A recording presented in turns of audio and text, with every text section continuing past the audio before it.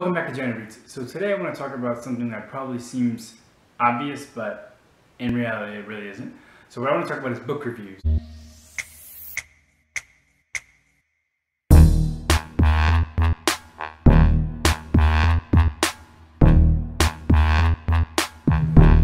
And so back in the day, and I'll link to the post if I can find it on my blog. Back in the day I was 100% avidly against reading, writing, anything to do with book reviews.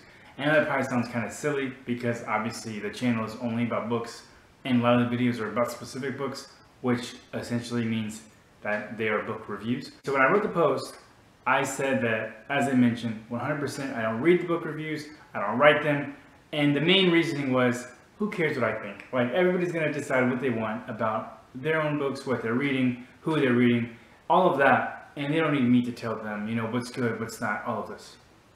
Now, the main reason that I have completely flipped on writing book reviews, especially writing them, reading them as not as much because I'm really limited to, it's mostly on Goodreads, like what I'll read in terms of a review, but especially writing them. So what I've found is that this year I'm up to 31 books that I've read so far this year, which again, as I mentioned in my last video, my goal is 50.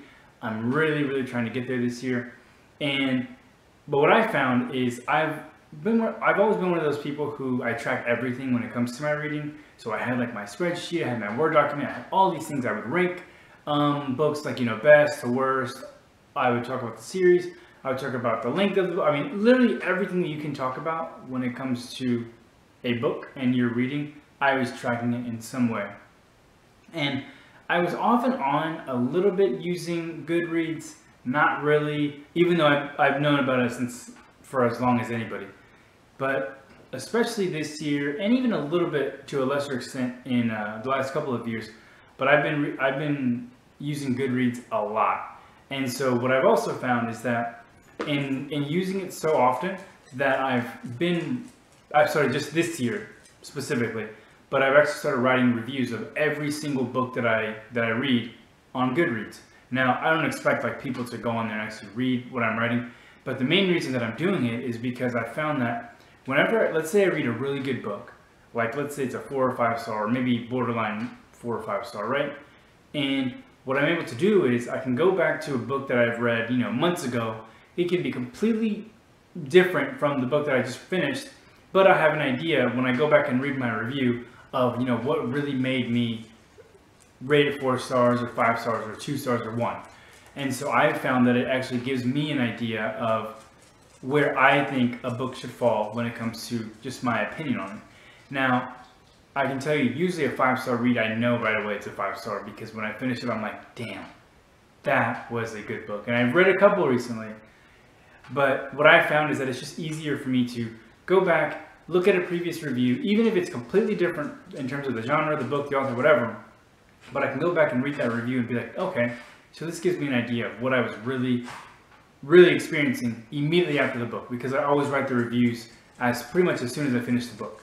And so I'm literally in that moment, closing the book, finishing it, and deciding what I thought of it.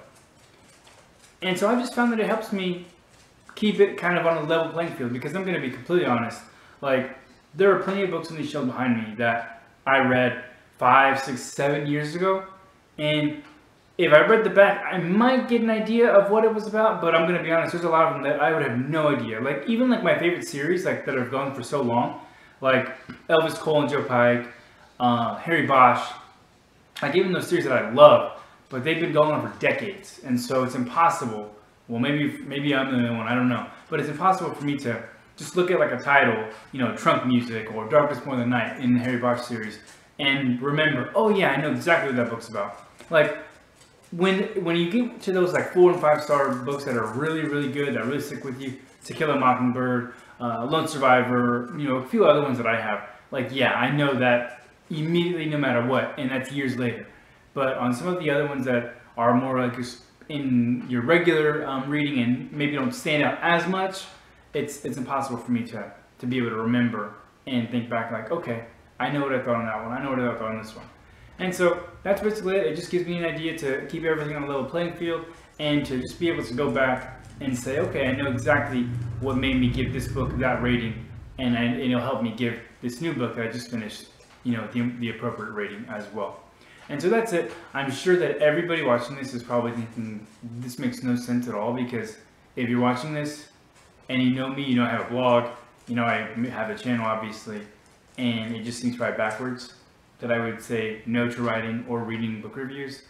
And yeah, it kind of was, but mostly, as I mentioned, it's for me. But that's all I have today. It's a really straightforward video, I think, and I will see you next time.